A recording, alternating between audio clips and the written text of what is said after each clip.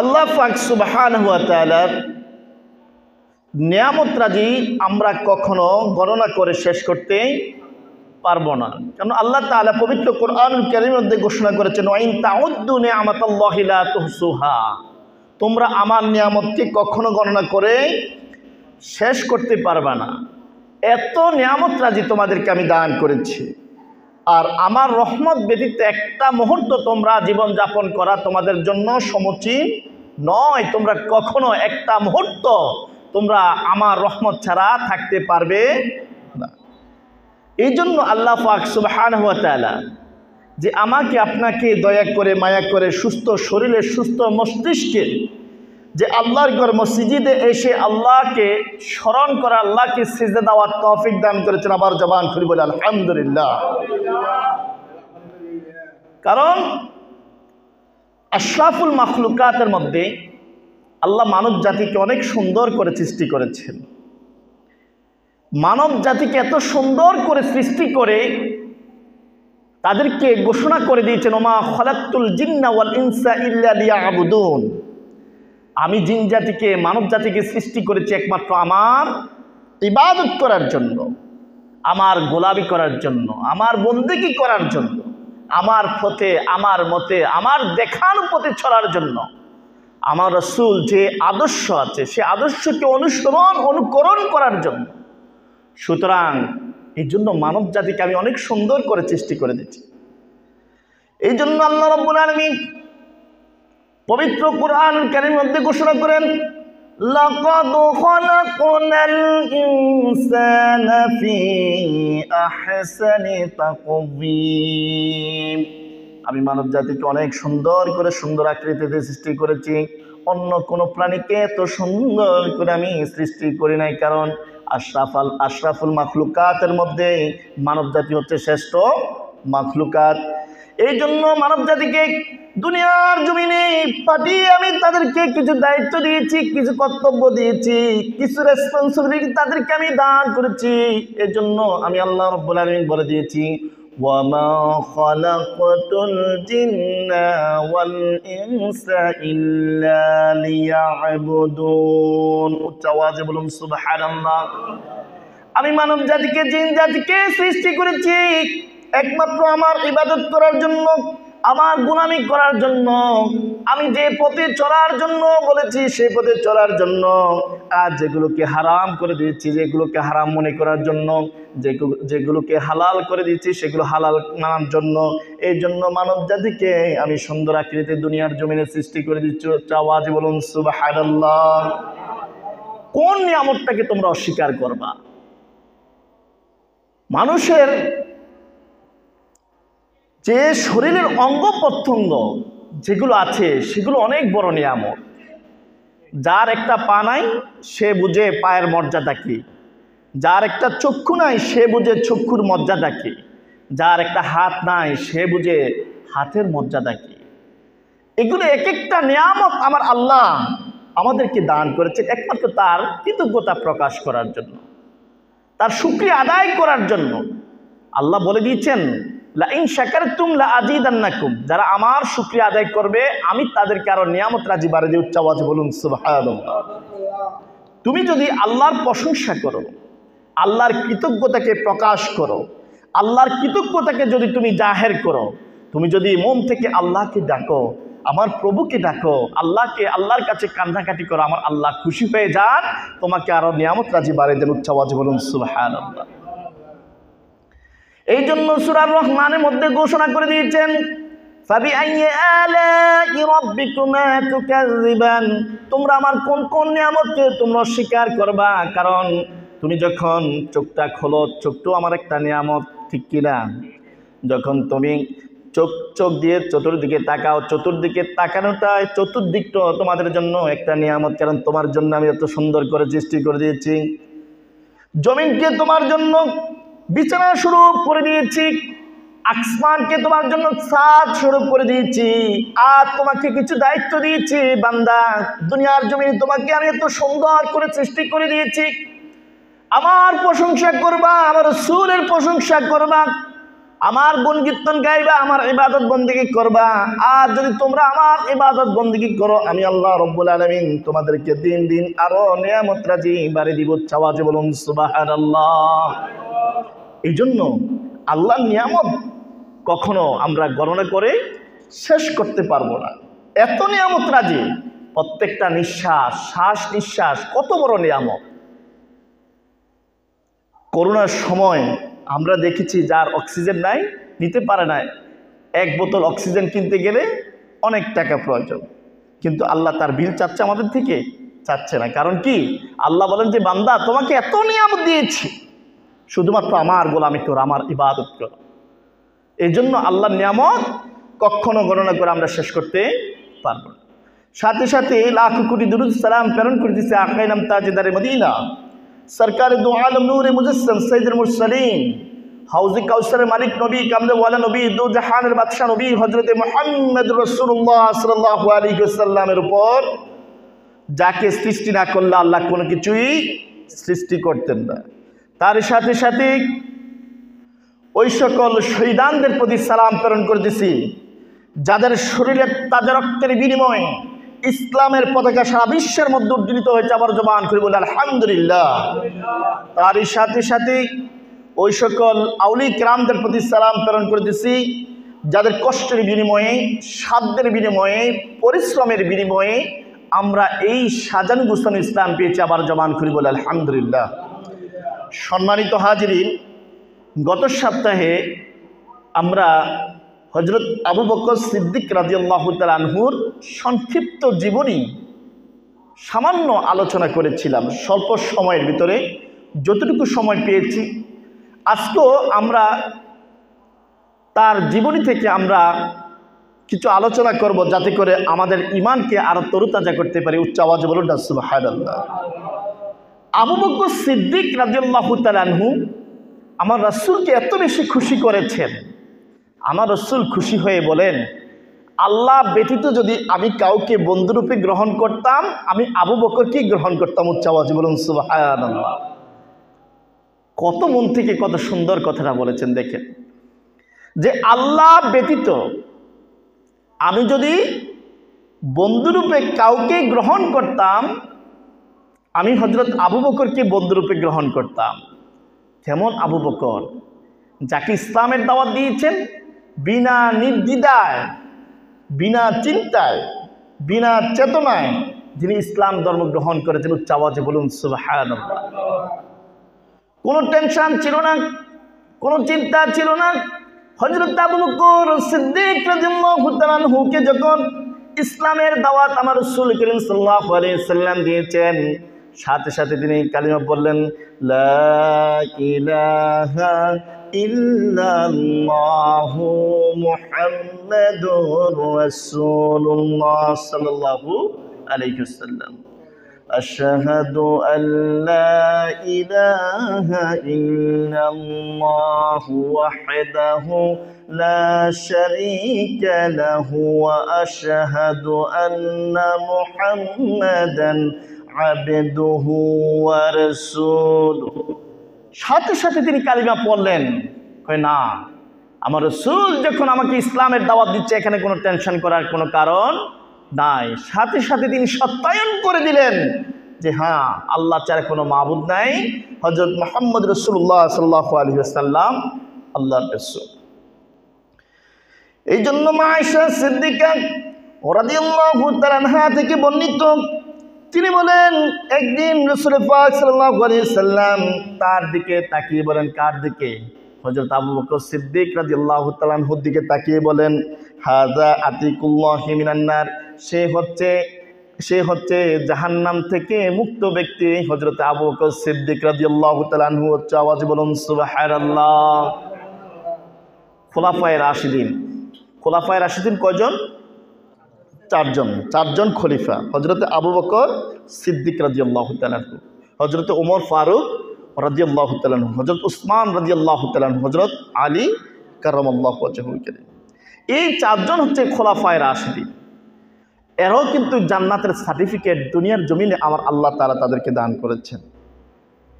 এই জন্য আশারায়ে মুবাশশিরিন যে সুসংবাদ প্রাপ্ত 10 জন সাহাবীকে আমার আল্লাহ রাসূল জান্নাতের সার্টিফিকেট দিয়েছেন, তাদের মধ্যে হযরত আবু বকর সিদ্দিক রাদিয়াল্লাহু তাআলার নাম্বার হচ্ছে 1। নাম্বার কত?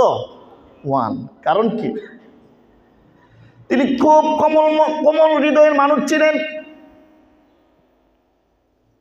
তিনি খুব ন্যায়পরায়ণ মানুষ ছিলেন।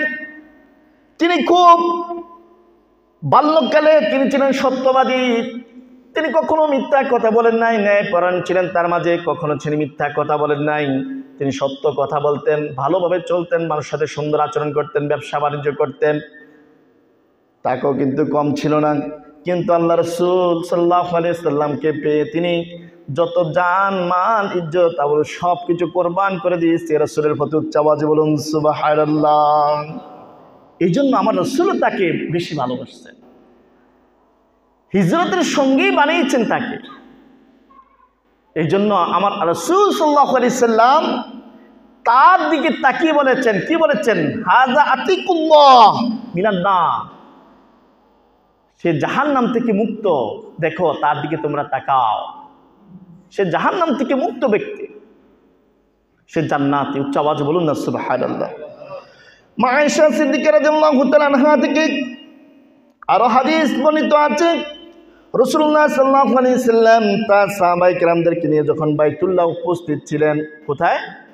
বাইতুল্লাহ শরীফে যখন উপস্থিত ছিলেন, দ্বীনের মাসলা মাসাইল সম্পর্কে যখন সাহাবায়ে কেরামদের সামনে এভাবে আলোচনা করতেছিলেন, এমন সময় হযরত আবু বকর সিদ্দিক রাদিয়াল্লাহু তাআলা আনহু ওই মজলিসের মধ্যে আসলেন। কোথায়? ওই বাইতুল্লাহ শরীফে মজলিসের মধ্যে আসলেন। তখন রাসূল পাক সাল্লাল্লাহু আলাইহি ওয়াসাল্লাম হযরত আবু বকর সিদ্দিক রাদিয়াল্লাহু তাআলা আনহুর দিকে তাকিয়ে বলেন, মান সাররাহু আয়ানজুরা ইলা আতিকিন নার। যে ব্যক্তি জাহান্নাম থেকে মুক্ত ব্যক্তি, জাহান্নাম থেকে মুক্ত, যিনি জান্নাতি লোক দেখে তোমরা খুশি হতে চাও, তোমরা আবু বকরের দিকে তাকাও। উচ্চ আওয়াজে বলুন সুবহানাল্লাহ। তোমরা জান্নাতি ব্যক্তি দেখে কে কে খুশি হতে চাও? তোমরা যারা খুশি হতে চাও জান্নাতি ব্যক্তি দেখে তোমরা আবু বকরের দিকে তাকাও, কারণ সে হচ্ছে জান্নাতি ব্যক্তি। উচ্চ আওয়াজে বলুন না সুবহানাল্লাহ। সে আমাকে খুশি করেছে, আমার আল্লাহকে খুশি করেছে। তার ভাব আমাদের মতো ভাব ছিল না, তার চলা আমাদের মতো ছিল না, তার নামাজ আমাদের নামাজের মতো ছিল না। তার নামাজটা ছিল আল্লাহ রাসূলকে পাওয়ার জন্য নামাজ। তার কোরবানি ছিল আল্লাহ তার রাসূলকে পাওয়ার জন্য কোরবানি। তার চলাটা ছিল আল্লাহ তার রাসূলকে খুশি করার জন্য চলা। তার কথাবার্তা, আচার ভঙ্গিমা, ভালোবাসা সব কিছু ছিল আল্লাহ রাসূলকে খুশি করার মতো। সেই জন্য আমার রাসূল বলেছেন, মান সাররাহু, যে খুশি হতে চাও, আইয়াজুরা দেখে ইলা আতিকিন নার, জাহান্নাম থেকে মুক্ত ব্যক্তি দেখে, জান্নাতি ব্যক্তি দেখে যে খুশি হতে চাও, তোমরা আবু বকরের দিকে তাকাও। ফালিয়ানজুরু ইলা হাযা, আবু বকরের দিকে তাকাও, সে হচ্ছে জান্নাতি। এর জন্য আশায়ের মুবাশশিরিন কয়জন? 10 জন। কয়জন? 10 জন। 10 জনের মধ্যে খোলাফায়ে রাশিদিন 4 জন ছিল, তারা প্রথম কাতারে আছে। 1 2 3 4। এই খোলাফায়ে রাশিদিন আশারে মুবাশশিরিনদের মধ্যে সর্বপ্রথম যার নাম, তিনি হচ্ছেন হযরতে আবু বকর সিদ্দিক রাদিয়াল্লাহু তাআলা। উচ্চ আওয়াজে বলুন না সুবহানাল্লাহ। নবুয়ত প্রকাশের পূর্বে কার? রাসূলুল্লাহ সাল্লাল্লাহু আলাইহি সাল্লামের নবুয়ত প্রকাশের পূর্বেও রাসূল পাক সাল্লাল্লাহু আলাইহি সাল্লামের তিনি বন্ধু ছিলেন। কি ছিলেন? হযরত আবু বকর সিদ্দিক রাদিয়াল্লাহু তাআলা আনহু রাসূলের বন্ধু ছিলেন। বাল্যকালে তিনি ছিলেন সত্যবাদী, ন্যায়পরায়ণ, উত্তম চরিত্রের অধিকারী ছিলেন। তিনি খুব ন্যায়পরায়ণ ব্যক্তি ছিলেন, কখনো মিথ্যা কথা বলেন না। সেজন্য আমার আল্লাহ তাকে এভাবে বানিয়েছেন, এভাবে কবুল করেছেন। উচ্চ আওয়াজে বলুন সুবহানাল্লাহ। আল্লাহর নবী সাল্লাল্লাহু আলাইহি ওয়াসাল্লাম হাদিসে পাকের মধ্যে ঘোষণা করেন, আমি যখন মেরাজের রাত্রিতে মেরাজ করার জন্য আল্লাহর কাছে গিয়েছিলাম, আল্লাহর কাছে দিদার করার জন্য গিয়েছিলাম, আসমান, প্রথম আসমান, দ্বিতীয় আসমান, তৃতীয় আসমান, এভাবে যখন আসমানগুলো পাড়ি দিলাম, আমি দেখলাম প্রত্যেকটা আসমানে আমার নামের নিচে হযরত আবু বকর সিদ্দিক রাদিয়াল্লাহু তাআলা আনহুর নাম। উচ্চ আওয়াজে বলুন সুবহানাল্লাহ। আমি রাসূলের নাম, আমি রাসূলের নামের পিছনে খলকি, আমার নামের পিছনে কার নাম? হযরত আবু বকর সিদ্দিক রাদিয়াল্লাহু তাআলা আনহুর নাম। অথচ সে হচ্ছে দুনিয়াতে, নাম হচ্ছে কোথায়? আসমানে। নাম হচ্ছে আরশে আজিমে, সিদরাতুল মুনতাহা। সেখানে আবু বকরের নামগুলো সুস্পষ্টভাবে প্রকাশিত হয়েছিল, যে রাসূল পাক সাল্লাল্লাহু আলাইহি সাল্লাম বলছেন, ওয়াজাদতু ইসমি আবু বকর খালকি। আমি দেখলাম আমার নাম, আমি পেয়েছি আমার নাম কোথায়? আসমানের মধ্যে। যে আসমানে উঠি সেখানে আমার নাম আহমদ। আর খালকি, আমার নামের পিছনে হযরতে আবু বকর সিদ্দিক রাদিয়াল্লাহু তাআলা আনহুর নাম। উচ্চ আওয়াজে বলুন না সুবহানাল্লাহ। কেমনটা আল্লাহ তাআলা কবুল করেছেন দেখেন। জনৈক এক মহিলা রাসূল পাক সাল্লাল্লাহু আলাইহি সাল্লামের কাছে আসলো। আসার পরে বিভিন্ন মাসলা মাসাইল সম্পর্কে আমার রাসূলুল্লাহ সাল্লাল্লাহু আলাইহি সাল্লামকে জিজ্ঞেস করা যখন শেষ করলো, রাসূল সাল্লাল্লাহু আলাইহি সাল্লাম তাকে পুনরায় আসতে বললেন। আবার তাকে আসতে বললেন যে তুমি আবার আসবা, কোনো মাসলা মাসাইলের প্রয়োজন হলে। তুমি এখন আমার থেকে এগুলো জেনে গিয়েছ, আবার কিছুদিন পরে যদি কোনো প্রশ্নের জবাব না পাও, কোনো প্রশ্ন যদি তোমার মাঝে আসে, তখন তুমি আমার মাঝে আমার দরবারে আসবা। আমি তারপরে দেখব, ইয়া রাসূলুল্লাহ, ইয়া হাবিবাল্লাহ, আপনাকে যদি ওই সময় আমি আসে না পাই, আমি যদি আপনি যদি ইন্তেকাল করে ফেলেন, আপনাকে যদি আমি না পাই, তখন কাকে জিজ্ঞেস করব? ঠিক না? মহিলা বলল, ইয়া রাসূলুল্লাহ, আজকে আমি এসেছি, আমার খুব সৌভাগ্য, আপনার সাথে আমার দিদার হয়েছে। আপনার সাথে দিদার হওয়ার কারণে আমি প্রশ্নের উত্তরগুলো সুন্দরভাবে আমি বুঝে পেয়েছি। কিন্তু আপনি বললেন আবার আসার জন্য। যদি আমি আসি, আপনাকে যদি না পাই, আপনি যদি দুনিয়া থেকে পর্দা করেন, দুনিয়া থেকে চলে যান, বা আপনি দরবারে না থাকেন, তাহলে আমি এই প্রশ্নের উত্তরগুলো কার থেকে পাবো? তখন আল্লাহ রাসূল সাল্লাল্লাহু আলাইহি সাল্লাম মহিলাকে উদ্দেশ্য করে বলেন, ফাইল্লাম তাজিদিনী, যদি আমাকে না পাও, ফাইল্লাম তাজিদিনী, যদি তুমি আমাকে না পাও, ফাতি আবু বকর, তুমি আবু বকর সিদ্দিক রাদিয়াল্লাহু তাআলা আনহুর কাছে যাবে। উচ্চ আওয়াজে বলুন সুবহানাল্লাহ। আমাকে যদি তুমি না পাও, তুমি যখন আসবা, যদি তুমি আমাকে না পাও, তখন হযরত আবু বকর সিদ্দিক রাদিয়াল্লাহু তাআলা আনহুকে জিজ্ঞেস করবা, তোমার উত্তরগুলো সুন্দর করে সে তোমাকে উপস্থাপন করবে। নবীজি যখন অসুস্থ হয়ে যেতেন, আল্লাহর নবী সাল্লাল্লাহু আলাইহি সাল্লাম যখন অসুস্থ হয়ে পড়লেন, অসুস্থ হওয়ার পরে বেলাল রাদিয়াল্লাহু তাআলা আনহু মসজিদে নববীতে আজান দিলেন। আজান দেওয়ার পরে নবীজির কাছে আসলেন, ইয়া রাসূলুল্লাহ, ইয়া হাবিবাল্লাহ, আজান শেষ, নামাজের ওয়াক্ত হয়ে গেছে, এখন কে ইমামতি করবে? রাসূলুল্লাহ সাল্লাল্লাহু আলাইহি সাল্লাম বললেন, যাও হযরত আবু বকর সিদ্দিক রাদিয়াল্লাহু তাআলা আনহুকে ইমামতি করার জন্য বলো। হযরত বেলাল রাদিয়াল্লাহু তাআলা আনহু বললেন, ইয়া রাসূলুল্লাহ, ইয়া হাবিবাল্লাহ, হযরতে আবু বকর সিদ্দিক রাদিয়াল্লাহু তাআলা হচ্ছে কোমল হৃদয়ের মানুষ, নরম তবিয়তের মানুষ। অনেক সাহাবায়ে কেরাম এটা নিয়ে দ্বিধাদ্বন্দ্ব করতে পারে। আপনি যদি হযরত ওমরকে বলেন, মনে হচ্ছে ভালো হবে। কিন্তু রাসূলুল্লাহ সাল্লাল্লাহু আলাইহি সাল্লামকে বেলালকে বলেন, বেলাল, যাও, তোমাকে যেটা হুকুম করেছি সেটা তুমি দায়িত্ব পালন করো। তুমি হযরতে আবু বকর রাদিয়াল্লাহু তাআলা আনহুকে বলো ইমামতি করার জন্য। বেলাল দৌড়ে গেল, দৌড়ে যাওয়ার পরে বলল, হে আবু বকর সিদ্দিক রাদিয়াল্লাহু তাআলা আনহু, আল্লাহ রাসূল সাল্লাল্লাহু আলাইহি ওয়াসাল্লাম আপনাকে বলেছে ইমামতি করার জন্য। হযরতে আবু বকর সিদ্দিক রাদিয়াল্লাহু তাআলা আনহু যখন ইমামতির জায়গা দাঁড়িয়ে গেলেন, আল্লাহ রাসূল সাল্লাল্লাহু আলাইহি ওয়াসাল্লাম দুইজন সাহাবীর কাদের উপরে ভর দিয়ে দুইটা পা মোবারক শেষরাইতে মসজিদে নববীতে চলে আসলেন।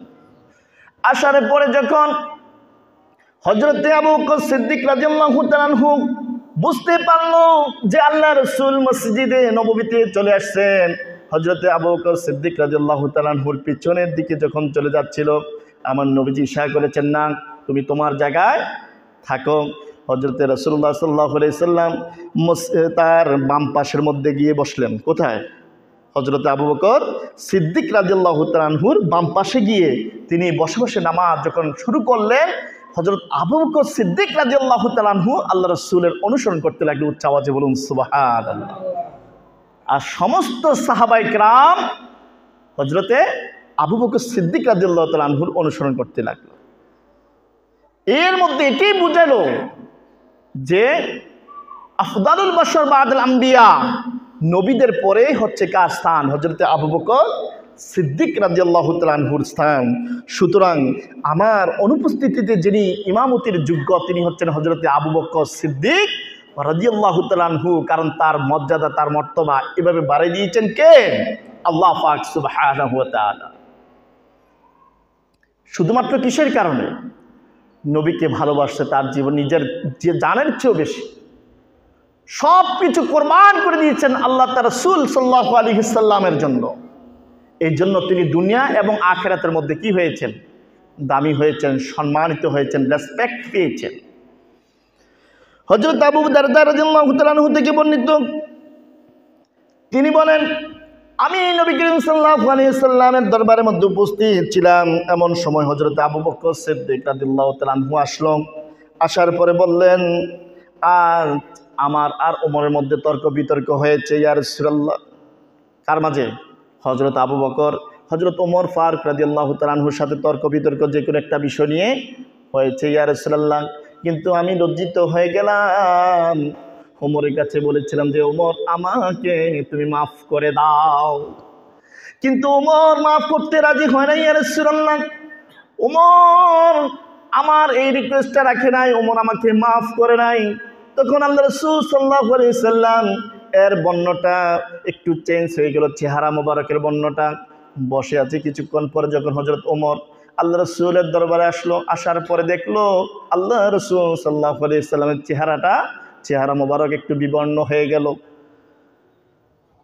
আল্লাহ রাসূল সাল্লাল্লাহু আলাইহি সাল্লামের দরবারে আসার পরে রাসূলুল্লাহ সাল্লাল্লাহু আলাইহি সাল্লামের কাছে আসলো, ইয়া রাসূলুল্লাহ, ইয়া হাবিবাল্লাহ। ওমর বলতে লাগলো, ওগো নবী, আমার এই দোষটা ছিল, কিন্তু আমি লজ্জিত, কিন্তু আমার এই দোষটা ছিল, কিন্তু আবু বকরের কোনো দোষ ছিল না।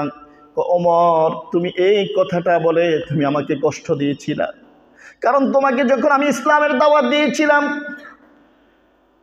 তোমার সাথে আরো যারা ছিল তাদেরকে যখন ইসলামের দাওয়াত দিয়েছিলাম, তোমরা আমাকে সত্য মিথ্যা যাচাই করেছিলে, আমাকে কষ্ট দিয়েছিলে, আমাকে অনেক পরীক্ষা নিরীক্ষা করেছিলে। কিন্তু আমি যখন হযরতে আবু বকর সিদ্দিক রাদিয়াল্লাহু তাআলা আনহুকে ইসলামের দাওয়াত দিয়েছিলাম, আবু বকর কখনো তিনি চিন্তা করেন নাই, আর বলেছেন, ইয়া রাসূলুল্লাহ, আপনার নবুয়তের জমানে আমাকে কালিমা পড়ে দেন, লা ইলাহা ইল্লাল্লাহু মুহাম্মাদুর রাসূলুল্লাহ। ওমর, তুমি চিন্তা করেছিলে, সত্য মিথ্যা তুমি যাচাই করেছিলে।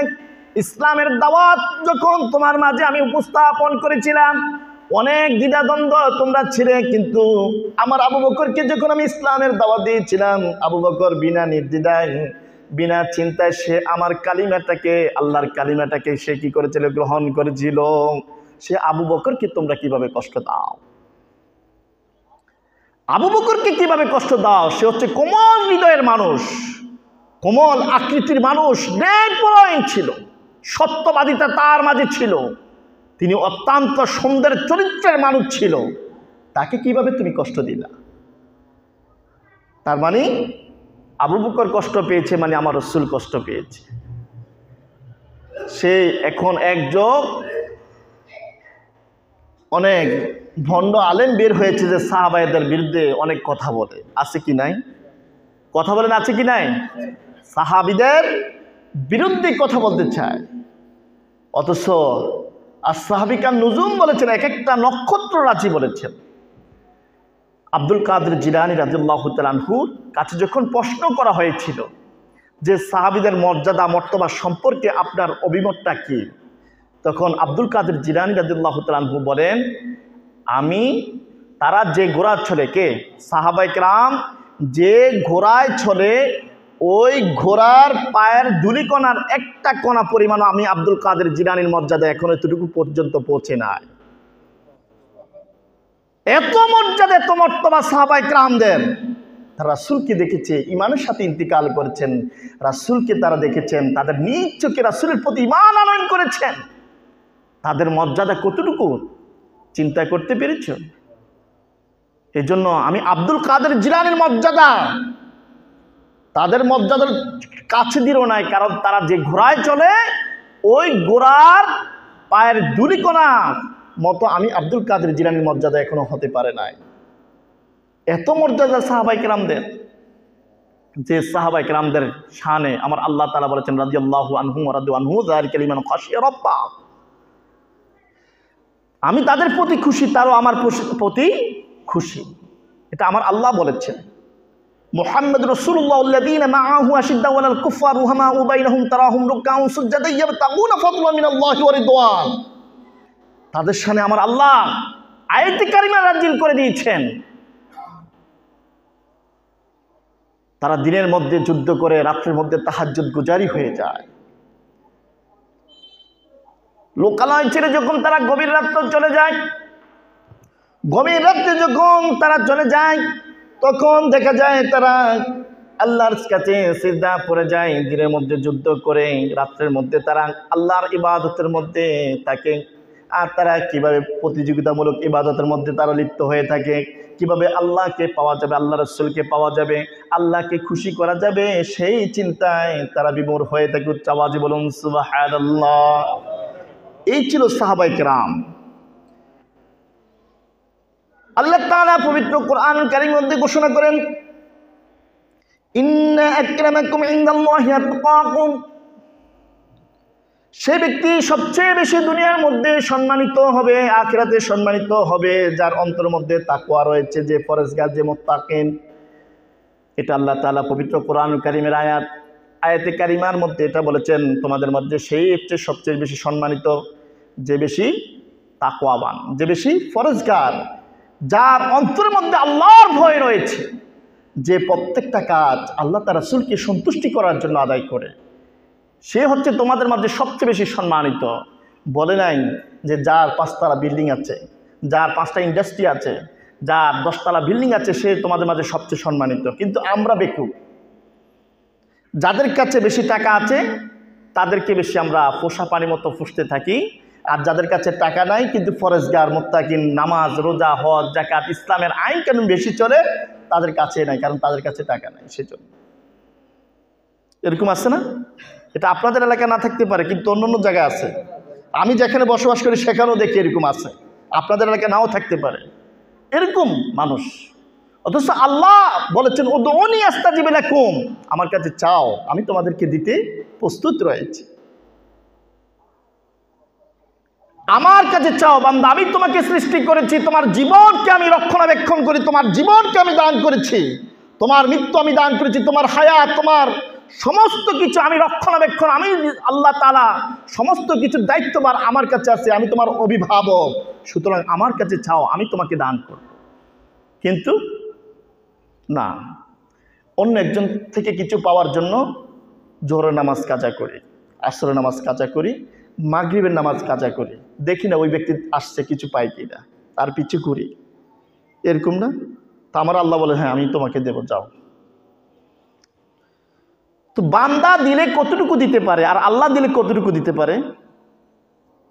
একজন বান্দাকে দেয় কতটুকু দেয়, কিন্তু আমার আল্লাহ তো তোমার জন্য রহমতের দরজাগুলো খুলে বসে আছে, যে বান্দা আমার কাছে চাও। শেষ রাত্রে আমি তোমার দিকে তাকিয়ে থাকি, কোন বান্দা আমার কাছে কি চায়। আমি বান্দা যখন চোখের পানিগুলো ছেড়ে দেয়, আমি আল্লাহ ওই চোখের পানিগুলো চোখ থেকে পড়ার আগে আগে আমি তার দোয়াগুলো কবুল করে নেই। উচ্চ আওয়াজে বলুন সুবহানাল্লাহ। এই জন্য আল্লাহর কাছে 2টা জিনিস সবচেয়ে বেশি প্রিয়। কয়টা জিনিস? 2টা। কি? টাকা পয়সা, অর্থ সম্পদ, এগুলো না। আল্লাহ বলেছেন 2টা ফোঁটা আমার কাছে সবচেয়ে বেশি প্রিয়। 1 ফোঁটা হচ্ছে চোখের পানি, 1 ফোঁটা হচ্ছে চোখের পানি। বান্দা যদি আমার ভয়ে আমার ইবাদত করতে এসে আমার কাছে চ্যালেঞ্জার করে চোখের পানিগুলো ছেড়ে দেয়, আমি আল্লাহ রাব্বুল আলামিন চোখের পানিগুলো পড়ার আগে আগে তার দোয়াগুলোকে কবুল করে নেই। উচ্চ আওয়াজে বলুন সুবহানাল্লাহ। আমি অনেক খুশি হয়ে যাই। আর 1 ফোঁটা হচ্ছে রক্ত। কোন রক্ত? কি? পার্টি করতে গিয়ে রক্ত জড়ানো? এ রক্ত রিলিফ পাওয়ার জন্য রক্ত জড়ানো? এটা মারামারি করতে গিয়ে? এটা না।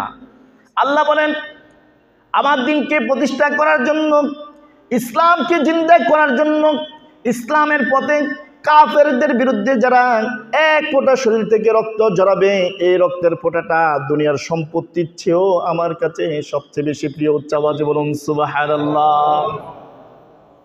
এই দুইটা জিনিসকে সবচেয়ে বেশি আল্লাহ প্রাধান্য দিয়ে থাকে। একটা হচ্ছে চোখের পানি। বান্দা যখন চোখের পানি ছেড়ে দেয়, আমার আল্লাহ বলেন, বান্দা তুমি যা চাও আমি তোমার জন্য তা প্রস্তুত, কারণ তুমি আমাকে সন্তুষ্টি করার জন্য চোখের পানিটা ছেড়ে দিয়েছ। আমরা খুঁজতে জানি না, আমরা চাইতে জানি না, যার কারণে আমরা অবহেলিত, লাঞ্ছিত, আল্লাহর দরবার থেকে আমরা অনেক দূরে সরে যাচ্ছি।